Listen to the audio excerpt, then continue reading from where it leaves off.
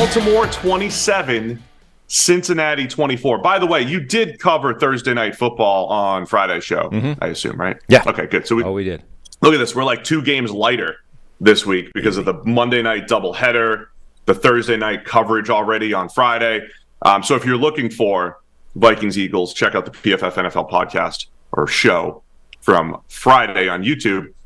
All right, so Ravens go to 2-0, 27-24. Cincinnati Bengals fall to 0-2. I was a little surprised by this, Sam. The second straight year, I remember that. They were 0-2 last year. But the Bengals have been 0-2 4 out of the last 5 years. Of course, last year, the Bengals did right the ship and get to the AFC Championship. But looking bleak after 2 weeks in Cincinnati. Joe Burrow, the calf is flared up a little bit. In Baltimore, a ton of credit.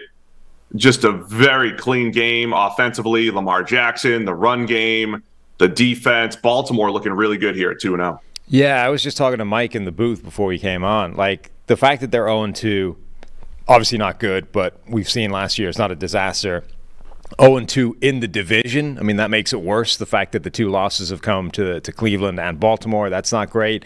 But honestly, the biggest problem is we've come out of that game and Joe Burrow has re-aggravated that calf injury to some description, right? We don't know how bad it is. We don't know how long it's going to keep him out, but that was an injury that kept him out basically the entirety of training camp. Now, sure, that was probably an overabundance of caution. Week 1 is the important date. Forget everything before that. But he was out a while, right?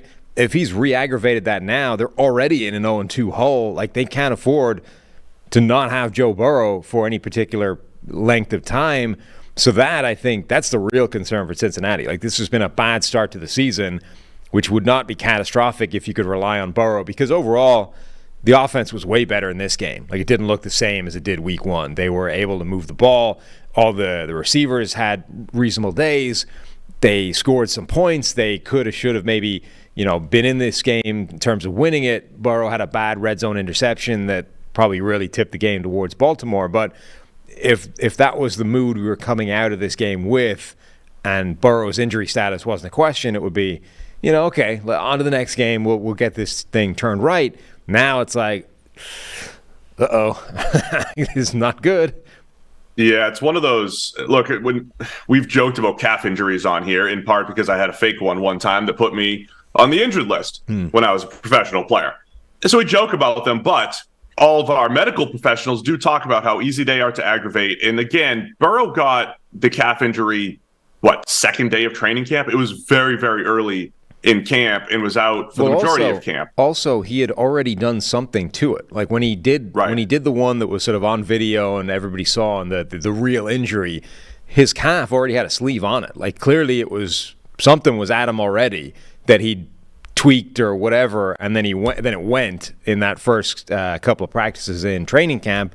That kept him out until week 1, and now that same calf has been re-aggravated. So this is potentially effectively the same injury has been going on for 6 weeks plus. Like, that's a long time now to be one thing. Yeah, it's not great in Cincinnati. And I'll say, you did say, hey, the offense kind of figured it out. It was another slow start, though. I mean, we were almost halfway through the game. He's about 3 yards per attempt. Burrow, some of his best he had a great throw to Tyler Boyd that was dropped in the end zone. You mentioned the interception, just staring his receiver down in the tight red zone. Geno Stone, with a really nice break on the ball to pick it off. It's still not the Bengals offense that we expected. And you throw the calf injury on top of that. Not great for the Bengals right now. But I want to flip it to the other side in the Baltimore Ravens and give them proper credit. As I said earlier, another game where it's the new offense. And if you just looked at the stat line, right, you get your 62 yards from Gus Edwards, and Lamar has 54, and Justice Hill has 41. You add it all up, and it's like, hey, the Ravens had 178 yards on the ground. Lamar throws for 237. I thought Lamar looked really sharp. Again, there was another fumble in there where he held the ball a little bit too long. But I thought one of the stories of the game, the Ronnie Stanley hurt, the Ravens banged up front. Lamar is very well protected, and I thought he played a nice patient game in the pocket. I think his arm looks a little bit better. I go through these phases every now and again where a guy really rips it a couple times, and I look, man, Lamar's arm looks pretty good. He's zipped a couple in there, hit Zay Flowers on a beautiful 52-yard post. I think this was what the Ravens wanted with this offense, right? Spreading the ball around, and Lamar really facilitating extremely well from the pocket. That Zay Flowers pass, I don't think Lamar Jackson gets enough credit for his arm strength generally. It's not in the, Justin Herbert, Patrick Mahomes, Josh Allen category, but it's in the next group down, right? That group of quite a few quarterbacks who have really impressive arms, but not absolute superhuman freak show strength. That pass to Zay Flowers, that was a 50-yard pass, a little bit more, 52, that literally hit him in the head on a frozen rope. It wasn't one with air put under it, let him run under it. It was like he was in pretty tight coverage on a post, and he just fired in a 50-yard pass that literally hit, he caught it hands against his face because the ball hit him there. Absolute bullet that hit his receiver exactly where it needs to be. And that was another week of, Zay Flowers making a lot of plays. I wasn't quite as dominant and obvious as week one, but Zay Flowers is impressing. And Nelson Aguilar out here making plays as well. They did have this spread offense, multiple receivers at all times, and Lamar's just back there dealing. Odell Beckham Jr., I believe he got hurt a little late in the game as well. But yeah, you're right. Nelson Aguilar, you just never know which season he's going to show up, right? Remember 5 years into a season, Nelson Aguilar had 2 good years, and they were completely different types, one time as a slot receiver, one time as a deep threat. But yeah, Aguilar on the 17-yard fade for a touchdown. Really nice throw from Lamar Jackson there as well. So yeah, I think this was the type of Ravens offense that they were hoping for. Little Mark Andrews, a little bit from the receivers, a little running back, and Lamar running the show. And again, looking to pass first, running when he needed to.